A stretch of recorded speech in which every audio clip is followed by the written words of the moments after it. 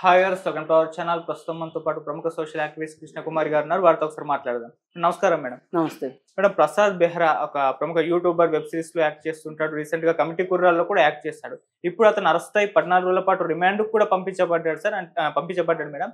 అంటే ఒక తన కో యాక్టర్ వెబ్ సిరీస్ లో యాక్ట్ చేస్తున్నప్పుడు తనని అసభ్యంగా ప్రవర్తించాడు, లైంగికంగా వేధించాడు అని చెప్పేసి ఆమె కంప్లైంట్ చేసింది. సో ఇప్పుడు అరెస్ట్ అయ్యాడు, 14 రోజుల పాటు రిమాండ్. ఈ మధ్య కాలంలో మనం చూస్తూ ఉన్నాం సినిమా ఇండస్ట్రీ నుంచి యాక్టర్స్ ఈ విధంగా ప్రవర్తించాం. సో ఇప్పుడు ఈ కేసులో ఏం జరిగింది, మరి మీరేం చెప్తారు మేడం? ఇప్పుడు ఇక్కడ మనకి క్లారిటీగా కనిపిస్తుంది ఏంటి అంటే, ఇప్పుడు ఇతనితో కలిసి ఆమె ఫస్ట్ ఒక వెబ్ సిరీస్ చేసింది. ఓకే.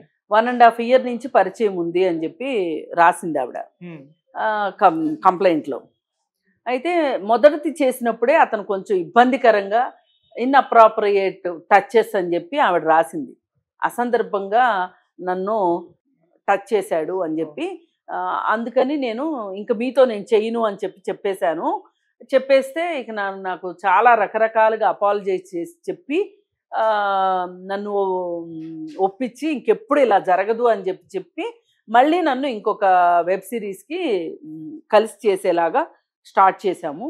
స్టార్ట్ చేసిన తర్వాత షూట్ గ్యాప్లో చాలామంది కూర్చొని ఉన్నారు అక్కడ. వాళ్ళ ముందు నన్ను చాలా వెకిలిగా మాట్లాడడం అవన్నీ చేశాడు. అంటే కొన్ని కామెంట్స్ నేను కూడా ఇప్పుడు చెప్పలేను, ఆవిడ కంప్లైంట్లో పెట్టిన కామెంట్స్ ఇలాంటివి చేశాడు. అందుకని చెప్పి నేను అతను కొట్టి నేను కంప్లైంట్ చేస్తాను పోలీస్ స్టేషన్లో అంటే కూడా మళ్ళీ బూతులు మాట్లాడాడు అతను. నీకు ఇష్టమైన చోట చెప్పుకో, ఏం చేసుకుంటావో చేసుకొని బెదిరింపులుగా మాట్లాడాడు అని చెప్పి ఆమె వెళ్ళి కంప్లైంట్ రాసింది. ఆ కంప్లైంట్ రాసిన దాని ప్రకారం ఏంటి అంటే, ఆమెను భయపెట్టడము, బెదిరించటము, అలాగే ఇష్టారీతిని మాట్లాడటము, సెక్సువల్లీ కలర్డ్ కామెంట్స్ చేయటము అక్కడ మనకి కనిపించింది. ఇది ఏ మాత్రము సమర్థించే విషయం కాదు. ఆమె మొదటిసారి జరిగినప్పుడు చెప్పింది, ఇలా నా దగ్గర నడవదు అని చెప్పింది. చెప్పినప్పుడు నువ్వు సారీ చెప్పి నేను బుద్ధి మార్చుకున్నాను అని చెప్పి మళ్ళీ ఆవిడతో చేసిన తర్వాత మళ్ళీ అలా చేయడము అనేది ఏంటంటే, ఇది కక్ష సాధింపు చర్య కిందే వస్తుంది కదా. ఇప్పుడు ఆవిడ నమ్మించి మోసం చేయటమే కదా.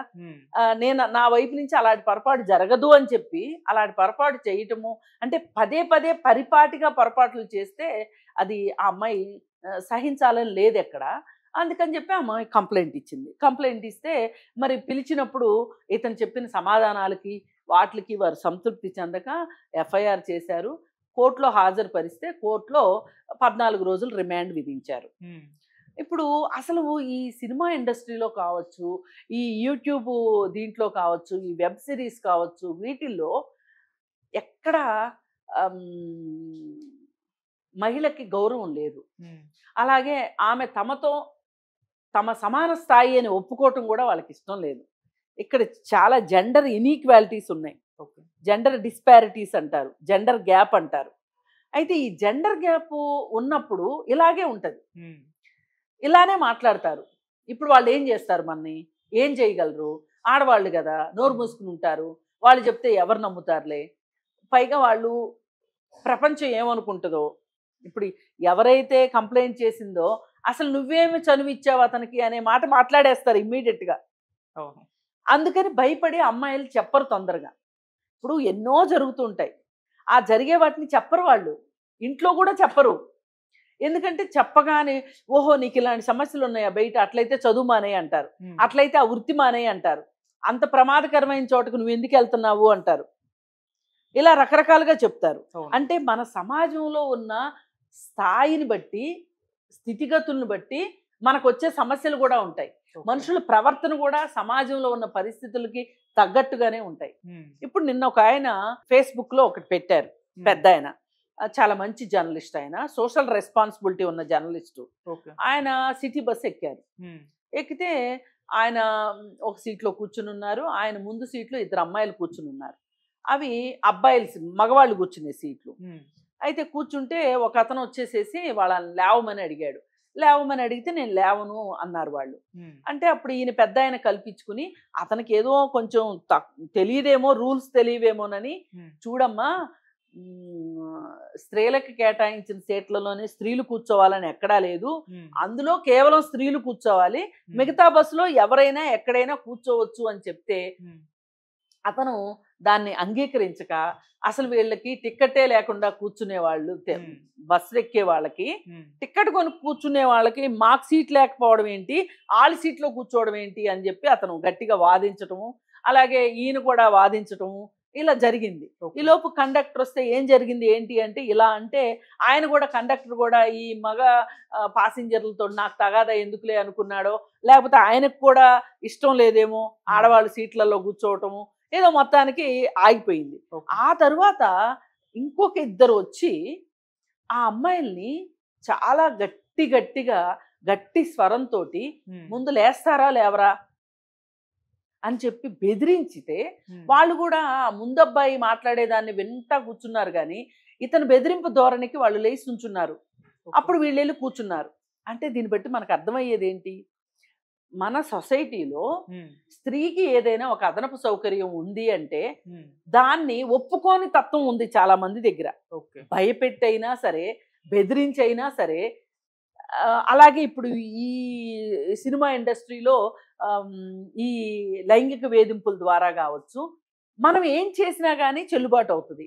మనం అన్న మాట కోసం, మనం అన్న మాటని పడి ఉండవలసిందే ఆడవాళ్ళు అనే ఒక ధోరణి బాగా పెరిగిపోయింది మన దగ్గర. దానిలో భాగంగానే మనం ఇవన్నీ చూడొచ్చు. అంటే సమాజంలో స్త్రీకి ఏ పాటి విలువ ఉంది, ఏ పాటి గౌరవం ఉంది అనే దాన్ని బట్టే ఈ కళారంగంలో కూడా ఉంటది. అదే ఇప్పుడు సినిమాల్లో ఎందుకండి మంచి సీన్లు ఉండవు లేడీస్కి, హీరోయిన్కి ఒక మంచి పోర్షన్ ఎందుకు ఉండదు? ఏవో 4-5 పాటలు అర్ధనగ్నపు బట్టలతోటి, అలాగే హీరోయిన్ ఏడిపిస్తాడు. అంతా అయిపోయిన తర్వాత చివరికి హీరోయినే తన తప్పు తెలుసుకుని హీరోకి సారీ చెప్పటాలు, ఏవో 4 డైలాగులు. ఇదే కదా హీరోయిన్ పరిమితం చేశారు. అంటే ఏంటి, ఆమె హీరో పక్కన డాన్స్ వేస్తే చూసి సంతోషించటానికి ఒక హీరోయిన్. అంటే వీళ్ళు ఏమనుకుంటారు, ఒక స్త్రీ ఉన్నది నా సంతోషం కోసం, నేను చూసి ఆనందించటం కోసమే. మరీ కొంచెం ముందుకెళ్తే లైంగికంగా వేధించటం కోసం, లైంగికంగా సుఖం పొందటానికే ఈ స్త్రీ ఉంది తప్పితే వేరే కాదు.